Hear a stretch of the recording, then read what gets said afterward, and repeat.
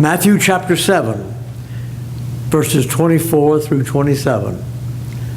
When Jesus was concluding the Sermon on the Mount, he made this statement: "Therefore, everyone who hears these words of mine and puts them into practice is like a wise man who built his house on the rock. The rains came, the rains came down, the streams rose, the winds blew and beat upon that house, and yet it did not fall, because it had a foundation on the rocks. But everyone who hears these words of mine and does not put them to practice is a foolish man who built his house on the sand.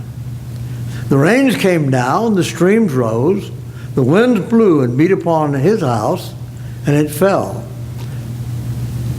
And great was the fall thereof." When Jesus had finished these sayings, the crowds were amazed at his teaching, because he taught them as one who had authority and not as their teachers of the law. I think the response of the people is very, very important here. And toward the end of the sermon, we're going to talk about just exactly how they responded. I don't think any of us like to be called foolish. I don't like to do foolish things, and I don't like for people to say, "That was very foolish that you did, Jack." Of course, as we grow up, and really after we get older, we still do foolish things. Jesus said that there are people who are wise, and then there are people who are foolish, and so I entitled this sermon, "A Word to the Wise and to the Foolish." And that's just exactly what how Jesus addressed this.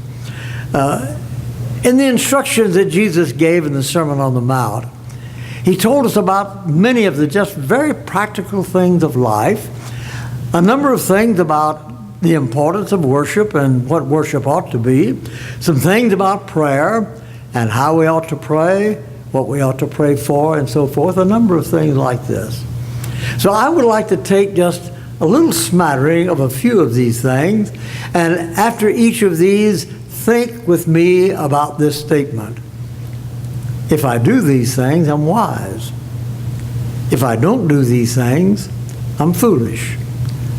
We have to come face to face, I think, with the idea that in Christianity there are certain things that are very, very important, and the person who is wise will observe those things. And the person who is foolish will have some excuse. I know what I'm talking about, by the way. I'll have some excuse about why I didn't, or why I shouldn't have, or why something else crowded it out. And so that usually gets us into trouble, and Jesus says that's a foolish way to act. So let's look at this, one of my favorite of the Beatitudes: blessed are the meek. I like the word blessed. The strange thing about the word is we do not have in the English language an exact equivalent of the meaning from the Greek. In the English language, blessed just means you are blessed. In the Greek, I've mentioned this a number of times, but it's so intriguing, I can't get over it. In the Greek language, this word that is used for blessed went way back to the admiration that the people had for their gods, because the gods were always happy. You couldn't take their happiness away from them. No set of circumstances they got angry and all that, but no set of circumstances would destroy their happiness. And so this word carried with it the idea not of, I'm happy because of this or because of this, had no conditions to it at all. It was a word that simply said, like the gods are always happy, Jesus says you can be always happy. Now, very honestly, that's pretty hard for us to comprehend. It's pretty hard for us to embrace, because so much of what we do and what we have today in reference to happiness is conditional. I'm happy because I found a girlfriend. I'm happy because I got married. I'm happy because we had a child. I'm happy because we have a house. I'm happy because we've got a new car. And it's always because. And so much of our happiness is based on that. And the Bible never puts it into that context. It always talks about, this word blessed, always talks about the fact that there is something about this thing of happiness that is different from the way we look at it. And what is it? It's something, a peace of mind, a tranquility, a joy, a number of these things that fall into it that can just never be taken away from me. The death of a friend, the death of a spouse, the death of a child is a horrible thing for us sometimes to have to go through. However, Jesus says that doesn't destroy your blessedness, your happiness. Now, if you have lost a loved one, if you have lost a member of your family, and most of us have at one time or another, then we can understand the grief that comes from that. If we have gone bankrupt, which fortunately I never have had to experience, but I guess I've been close to it a few times. But if you've ever been bankrupt, that destroys so much. And yet Jesus says, in spite of losing all of your wealth, you can still be a blessed person. How do you do it? How does it come about? And Jesus gives us a list of some things, certainly not everything, but he gives us a list of some things that contribute to this idea of simply being happy unconditionally, no matter what the circumstances might be. And so this blessed are the meek is certainly one of my favorites. I remember when I was becoming interested, really in the Bible, and I read this. I had no idea what meekness was, but as I began inquiring and talking about it with other people, they thought, oh, that's a person who is very, very shy. He kind of sits by himself and doesn't talk to other people. He's very shy, and then he's very, he doesn't have very much to say. He's very quiet. No, that isn't meekness. Meekness, folks, is the word for gentle. It's the idea of kindness, treating people with kindness, talking about people with kindness, thinking about people with kindness. And you say, oh yes, but so-and-so, and I know him, and I can't think kindly. Jesus thought kindly. Jesus loved him. Jesus loved all of us. And so this idea of meekness is something that Jesus personified.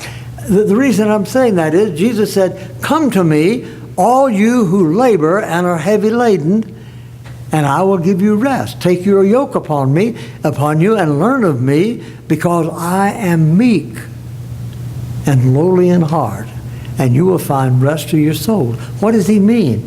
He means I am not a retaliating person. That's what the word meek means. I don't get back. I don't try to get even. I don't feel like if somebody does something bad to me, I've got to get even with them and do something bad to them. No, that isn't the idea at all. The idea is that we learn to treat people with gentleness and with kindness. I don't know about you, but there are a lot of times in my own mind I've thought very unkind things about some people, and I have said very unkind things. Don't smile like that. We've all done these things, haven't we?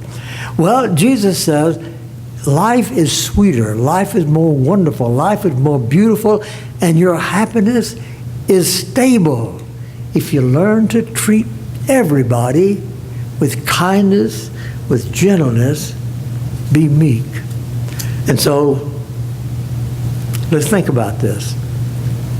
Being kind and gentle is a mark of wisdom in the sight of God. Failure to be kind and gentle is a mark of foolishness in the sight of God. So why don't we just make it a point to always speak kindly to people, to speak to other people with respect? And now there's another one that I can remember when I first began to kind of study the Bible a little bit. Blessed are those who hunger and thirst after righteousness, for they shall be filled. And I thought, oh, that's talking about reading the Bible, searching Scripture and so forth. And I thought that for years. I never did stop to think of what was really the meaning of righteousness. That doesn't have to do with reading the Bible. That's not what he's talking about. Righteousness is being on a right relationship with God. That's where the word, how the word evolved. It's a right relationship. Now, blessed are those who seek diligently, who hunger and thirst after a right relationship with God.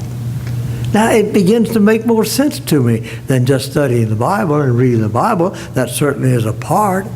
But that's not the essence of it. The essence of it is, blessed are those who hunger and thirst for a right relationship with God. Just stop and think, well, I'm a Christian. I have the right relationship with God. No, this is an ongoing thing. This is a growing thing. It isn't that we become worthy or we become righteous in our own sphere or through our own efforts. That isn't the idea. But we're hungering and thirsting. It's an appetite that will never be satisfied. It's an appetite where we will never be full. We are always searching, we're always hungering and thirsting after this right relationship with God. Now, somebody might say, well, doesn't that get kind of discouraging if you just never do get there? No, that isn't discouraging at all. If I may refer to my relationship with my wife, from the time that we first began to think of each other seriously until the time that she passed away 16 years ago, it was always growing. It was becoming fuller and fuller. And it was not something where I have arrived at a good relationship with my wife, and that's it. No, that wasn't it. We always are looking forward to that relationship growing. And that's the idea of hungering and thirsting after righteousness, is that we're always growing in God. We're always thinking beyond what we have accomplished or what we have done. And so he says, blessed are those who hunger and thirst after righteousness. Now, the diligently seeking to live in a right relationship with God, that's a mark of wisdom. Failing to be a foolish person, failing to diligently seek, that's the way this right relationship with God. Then there's another of the Beatitudes that I think is very, very important for us, and something that, again, I think we kind of pass over. Blessed are the pure in heart, for they shall see God. This is such an interesting word, this word pure. Pure in heart. It's the idea of ethical, moral purity. Yes, that's the idea. That's a part of the idea. But it goes much deeper than that, because you see, I can be I can be ethically pure. That is, I don't rob, I don't steal, I don't cheat. I can do that, but I can have the wrong motivation. I can have the wrong heart. And so Jesus says, blessed are the pure in heart. And this word literally deals not only with what you do, but it deals with why you do it. And in the marriage relationship, in the home environment, in business relationships, in congregational relationships, we find this type of thing to be very, very important. I remember when I was a kid, my parents would tell me to go out and do something. You heard me talk about raking up the leaves in the yard. I never did enjoy that. I still don't. But they would get me to do that, and I never did want to do it. I always wanted to cheat on it a little bit, and do a slouchy job. And I would tell my mother or my father, well, I'm all through with that. And they'd go out and look at Jack, you didn't do a good job. Well, why? Why didn't I do a good job? I didn't do a good job because my heart wasn't right. I didn't want to do a good job. I wanted to just do the bare minimum. Just the bare minimum that I could get by with. And so the whole idea of purity of heart deals with what's underneath, what is supporting the work that I do, the tasks that I do, the things that I do in my life. What is really supporting that? What is holding it up? And Jesus says, purity of motives, purity of desire. I want to do this, I desire to do this because this is what God wants me to do. Oh, I can remember going back to my own marriage. I can remember so many times that I really wanted to do something nice for my wife. Not because I wanted to bribe her, but simply because I wanted to show her my love. She did many things nice for me. Not because she wanted to bribe me or get something from me, but because she wanted to show her love for me. Folks, the Christian life ought to be this way. Our motivation in the Christian life ought never to be, oh, I got to do this, got to do this, got to do this. No, not at all. Yes, there are responsibilities. Yes, there are obligations. That's true in any relationship of life. But the motivation needs to be, I do this because I love God. I want to be as close to Him as I possibly can be. I want to satisfy His every desire in my own personal life. And so Jesus says, blessed are the pure in heart, for they shall see God. Keeping our motives and our thoughts and our attitudes pure is a mark of wisdom. Failure to keep our motives and thoughts and our attitudes pure is a mark of foolishness. We don't want to be foolish people, do we? Well, Jesus goes on then in this Sermon on the Mount, and he begins talking about a really bad thing. You have heard that it was said by them of old time, thou shalt not kill. Literally, the idea is not to murder. It isn't the idea it's wrong to kill. It's the idea it's wrong to murder. And if you want to check up on that, read the 20th chapter of the book of Exodus. And don't stop with just the 10 Commandments. Go ahead and read 20, 21, 22, and you'll find he's talking about capital punishment there. And so the idea is murder. And this is a vengeful thing. And so he says, you have heard that it was said, do not commit murder. But I say to you, and there Jesus began dealing with what's behind this. What is the motive in it? Well, all we need to do right now is turn our TVs on or our radios, and we will hear of all kinds of violence and murder, killings, destroying things, destroying people, and all this sort of thing as a matter of vengeance. I don't like the way society treats me. I don't like the way society treated somebody else. And so what am I going to do? I'm going to set fire to things. I'm going to kill people. I'm going to do all of the things that I can. I'll kill a policeman. And all of the things that I can do to show my retaliation. Well, Jesus says, listen, if you're angry with your brother, that's wrong. Let me back up just a little bit. Is anger wrong? No. Paul says in Ephesians, he said, be angry, but sin not. Let not the sun go down on your wrath. God has wrath. Anger, there's not anything wrong with anger until anger begins to control me. Once anger begins to control me, then anger becomes wrong. Well, when a person is considering murder, you see, his anger has taken control of his life. And that's what Jesus is talking about. When anger takes control of me, I lose sight of a number of things. First of all, I lose sight of the commandment not to commit murder. But the second thing, and Jesus goes on and develops this, the second thing is that I lose sight of the value of another human being in God's sight. Because he goes on and says, don't call a person a fool. Well, to us, this word is very light. It doesn't carry very much weight.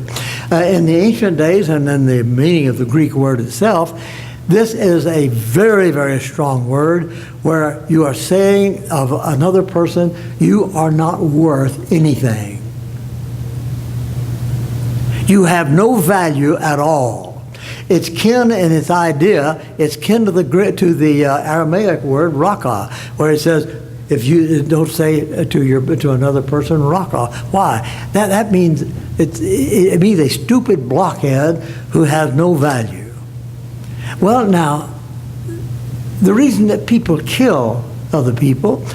A couple of reasons. One is revenge, and another is a lack of respect for the other person, a lack of regard for the fact that no matter how bad that person is, Christ died for him. Christ loved him.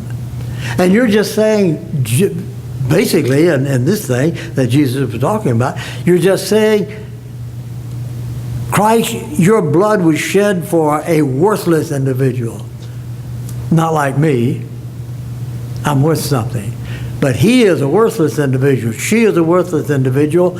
And that's the idea that he was talking about. And so the whole thing finally comes down to the fact that we have to learn to respect each other. I might not like a person. He might be obnoxious. He might have done all kinds of bad things. He is the object of Christ's love. Did Christ die for people like Hitler? Did Christ die for people like Saddam Hussein? Did Christ die for people like Osama bin Laden? These are some people that we think, yes, he did. He died with the idea in mind, maybe that person will come to me. No, those people that I've mentioned seem like, you say, God, it was a waste, wasn't it? No, it wasn't a waste, because he loved them.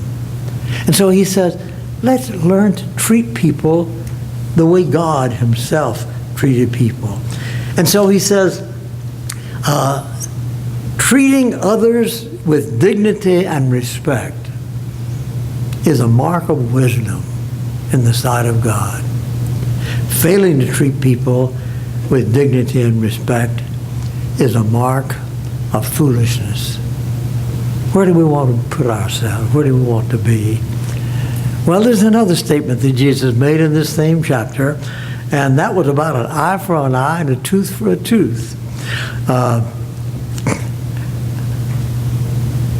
will have to say that in so many of the cases, that seemed like it's a pretty good idea, eye for an eye and a tooth for a tooth. The Jewish people had misunderstood this, apparently, and the misunderstanding was that I can take revenge. And that was not the idea of the commandment. If you want to go back to Leviticus 24 and read about this, you'll see the context in which it was spoken. And the context is this.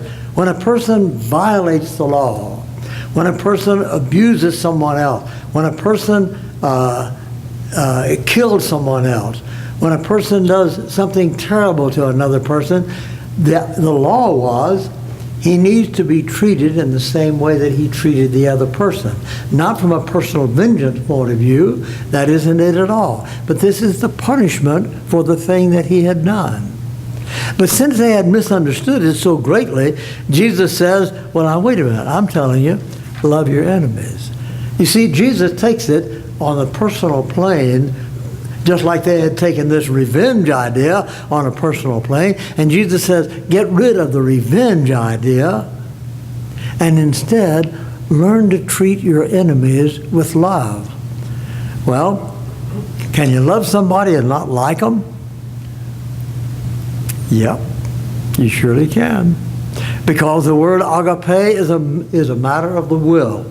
And that's the idea that I can determine in my own mind. I can say, I might not like this person, but I want the best for him, the best for her. I want good things to happen to that person, even though I don't like that person. Sometimes there are people whose personalities are very obnoxious, and probably there's some people who think that my personality is very obnoxious, and there are some people that I think their personalities are very obnoxious too. And so we don't need to like people to do what Jesus says here about loving them. It says, love your enemies. Do good to those who despitefully use you and persecute you. And so the whole idea is, Jesus says, emphasize the maximum. And so as he's talking about this, he says, if someone tells you to go 1 mile, go with them 2. And I've talked about the Roman situation and all that a number of times. He says, go with it. Is that required? No, it's not required. I see people so much of the time saying, well, I don't think about church. I don't think this is required, that's required, that's required. Hey, folks, that's not the criterion at all. It's what is needed. It isn't what's required. And I talked about this little song by Johnny Mercer last week. Accentuate the positive, you remember? Well, one of the verses said, you got to spread joy to the maximum. Bring gloom down to the minimum. Have faith, or pandemonium is liable to creep upon the scene. And that's just the way life is. And so this is something that you and I need to stop and consider. Finally, Jesus talks about prayer and treasures and motives. I'd like to go back to my sermon this morning for just a moment. What do I pray for? How do I pray? When I lead a public prayer, sometimes people say in public prayers, Lord, I pray for this person and I pray for these persons, for these things. That isn't it. We're leading a congregation. We pray for this. We pray for that. I'm not praying for the congregation. The congregation is joining together, and we're all praying together. And so when we lead prayer, that's true. Jesus said some people are repetitious in their prayers. Now, he probably was not talking about the type of repetition that we find in prayers. I've known people, I could pray their prayer right ahead of them all the way through, because every time they lead a prayer in the congregation, they say just exactly the same thing. And, you've been in the same situation, I'm quite sure. I don't think that this is the type of thing that Jesus was talking about. Jesus lived in an area where there were a lot of Romans, and there were Gentiles, and there was paganism among these people from Rome and so forth. And one of the habits that they had in their prayers, one of the convictions that they had about their prayer was that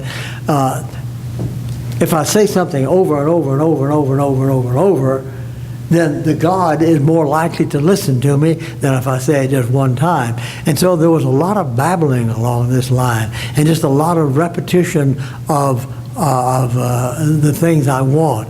Not repetition from the heart, but a mechanical type thing. And so Jesus says, when you pray, don't use vain repetitions like the Gentiles do. The pagans pray this way. That's not the way that you're supposed to pray. When you pray, he says, speak to the Father. Honor the Father, hallowed is your name. Exalted is the idea. Holy is your name. And what we call the Lord's Prayer, all of the things that are involved in that very thing. Well, finally, in the text that we have, Jesus says, now listen to me. He who hears these words of mine and does them is like a wise man who built his house on the rock. And the rains descended, the floods came, and the wind blew and beat upon that house, and it fell not, because it was founded on the rock. But he who hears these words of mine and does not do them is like a foolish man who built his house on the sand. And the rains came, the wind blew, and they beat upon that house, and it fell, and great was the fall thereof. Now finally, after Jesus had said, here is the wise man, here is the foolish man, as they came down the mountain, the people who heard him, they said, wow, we have heard a man speaking with authority today. What did they mean by that, speaking with authority? Well, I've heard it said many, many times, oh, well, he was the Son of God, and so he had this authority from God. No, that's not what they were talking about. You see, they didn't necessarily believe that he was the Son of God at all. They saw in him the thing that he was talking about. They saw personified, practiced in him the very things that he was speaking of. Now, in speech and communication, this is called ethical proof. That is, that you know the speaker well enough to know that the things that he's talking about are the things he genuinely believes, the things that he genuinely practices. And they saw this in Jesus. Now, what is our lesson out of that? Our lesson out of that is very simple. And that is that the world needs more than anything else right now. The world needs for Christians not just to profess their faith, but to live their faith. And then that becomes an authentic faith, because people see not only does he believe, but he also practices. And so it's an authentic faith, and it carries with it a great deal of authority. And that's what Jesus was talking about when he said, the wise man obeys, the foolish man just ignores it.